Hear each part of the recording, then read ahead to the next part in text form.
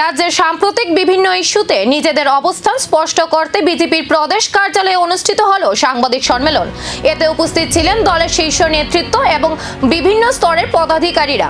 সাংবাদিক সম্মেলনে রাজ্যের বর্তমান রাজনৈতিক পরিস্থিতি, সরকারের উন্নয়নমূলক কর্মকাণ্ড এবং জনস্বার্থ সংশ্লিষ্ট বিভিন্ন বিষয় নিয়ে দলের অবস্থান তুলে ধরা হয়।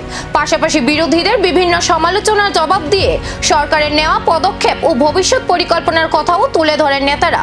এছাড়াও আগামী দিনের সাংগঠনিক কর্মসূচি, তৃণমূল স্তরের সংগঠনকে আরও শক্তিশালী করার পরিকল্পনা এবং জনমুখী কার্যক্রমকে আরও গতিশীল করার রূপরেখা নিয়েও বিস্তারিত বক্তব্য রাখেন নেতৃত্ব।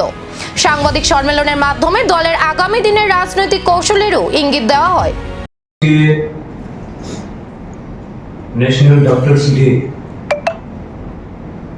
জাতীয় চিকিৎসক দিবস, ভারতরত্ন বিধানচন্দ্র রায়ের জন্মদিন, এই দিনটিকে ন্যাশনাল ডক্টরস ডে হিসেবে উদযাপিত করা হয়।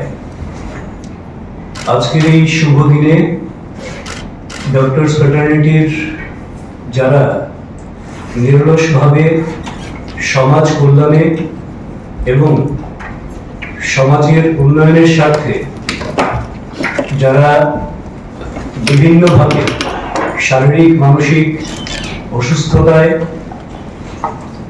মাঝে মধ্যেই পড়েন, তাদের সেই দুঃখ যন্ত্রণা মোচনের জন্য অক্লান্ত পরিশ্রম করে সমাজের উল্লেখযোগ্য যোগদান করে চলছেন সেই সমস্ত ডক্টরস ফ্র্যাটার্নিটিকে প্রথমে আন্তরিক শুভেচ্ছা এবং অভিনন্দন জানাই। এবং আমরা সবাই অবগত আছি, ডাক্তারি শুধুমাত্র একটি পেশা নয়, এটি একটি দায়বদ্ধতা। এবং এ রাজ্যে সাধারণ মানুষের চিকিৎসা পরিষেবাকে সম্প্রসারিত করা। সাংবাদিক সম্মেলনে একাধিক গুরুত্বপূর্ণ বক্তব্য উঠে এলো।